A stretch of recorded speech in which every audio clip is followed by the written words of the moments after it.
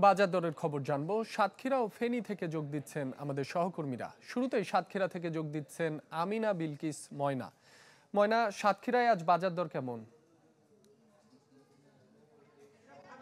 হ্যাঁ রাব্বি, আমি দাঁড়িয়ে আছি সাতক্ষীরা কামালনগর বউবাজারে। এই বাজারটিতে সব ধরনের পণ্য পাওয়া যায়।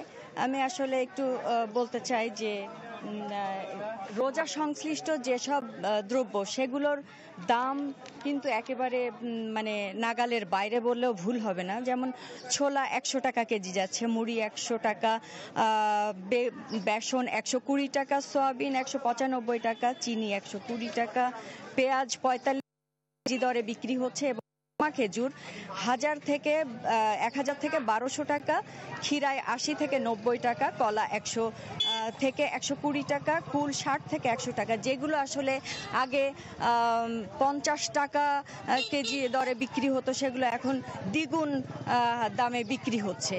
তো এই যে ফলের দামও কিন্তু দুদিনের ব্যবধানে দ্বিগুণ তিনগুণ বেড়ে গিয়েছে।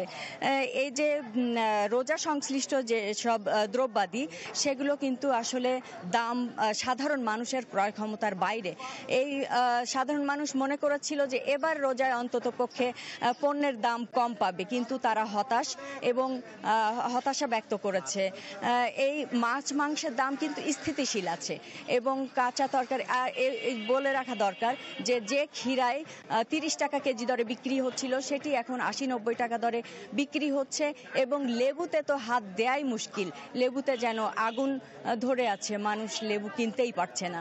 তো সব মিলিয়ে কিন্তু এই যে বাজার দর, এখানে আসলে সাধারণ মানুষ মনে করছে যে এই বাজার সংশ্লিষ্ট কর্তৃপক্ষ কিংবা প্রশাসন যদি একটু সুদৃষ্টি দেন তাহলে এই বাজার দর হয়তো কিছুটা হলেও কমে আসতে পারে।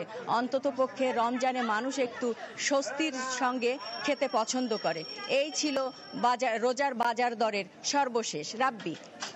ময়না, আপনাকে ধন্যবাদ। এবার ফেনীর খবর জানতে চলে যাচ্ছি আমাদের আরেক সহকর্মী দিলদার হোসেন স্বপনের কাছে।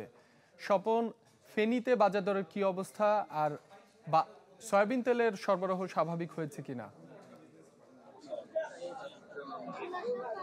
আপনি যেমনটি বলছেন, ফেনীতে বাজার দরের বিষয়টি হলো, আমি এখন রয়েছি ফেনী শহরের সুলতান মোহাম্মদপুর হকার্স মার্কেটে। আমার পিছনে যে বাজার রয়েছে, আসলে রমজানের শুরুতে বাজারের দ্রব্যমূল্য একটু বৃদ্ধি পেয়েছিল। তবে রমজান যখন আজকে যখন রমজানে 3-4টা হওয়ার পরেই দেখা যাচ্ছে যে দ্রব্যমূল্য যেটি রয়েছে, পণ্য সমূহ মূল্য আস্তে আস্তে কমতে শুরু করেছে। আমরা যেটা দেখেছি, রমজান রিলেটেড যে পণ্যসমূহ রয়েছে, ছোলা 100 থেকে 130 টাকা বিক্রি করছে।